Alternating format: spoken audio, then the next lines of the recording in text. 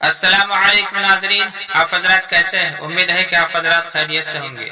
ساتھیو، آج ہم بتانے والے ہیں کہ ملک ہندوستان کے انگریزوں نے کب اور کس طرح سے قبضہ کیا تھا، اور کس بادشاہ کے زمانے میں قبضہ کیا تھا، اور کس نواب سے اس کی جنگ ہوئی تھی۔ میں ساری باتیں بتانے والا ہوں، اس لیے میری باتوں کو بغور رکھیں تو ضرور سماعت کریں۔ انگریز ملک ہندوستان میں کاروبار اور تجارت کی غرض سے آئے تھے اور مدراس اور کلکتے میں آ کر بس گئے تھے۔ کلکتے میں انہوں نے ایک قلعہ بھی بنوایا تھا اور نیل کی فیکٹری کھولی تھی۔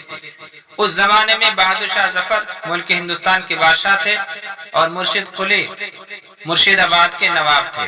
انگریز بنگال کے نواب کو اپنی فیکٹری کے لیے ٹیکس دیا کرتے تھے اور کچھ دنوں کے بعد ٹیکس دینا بند کر دیا۔ اسی وجہ سے بنگال کے نواب مرشد قلی سے اس کی جنگ ہو گئی، لڑائی ہو گئی، اور اس لڑائی میں انگریزوں کو ناکامی ہوئی اور مرشد قلی کو کامیابی ملی۔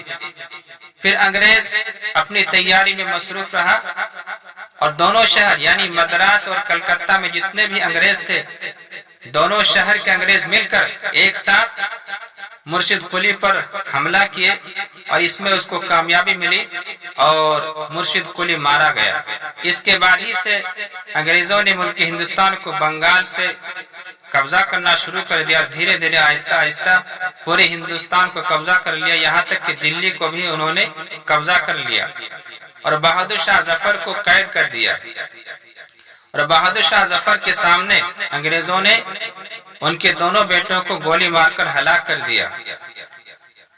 بہادر شاہ ظفر بیمار تھا اور وہ کسی طرح سے وہاں سے فرار ہونے میں کامیاب ہو گئے اور وہ وہاں سے دلی سے فرار ہو کر کے برما چلے گئے اور وہیں پر ان کی وفات ہو گئی۔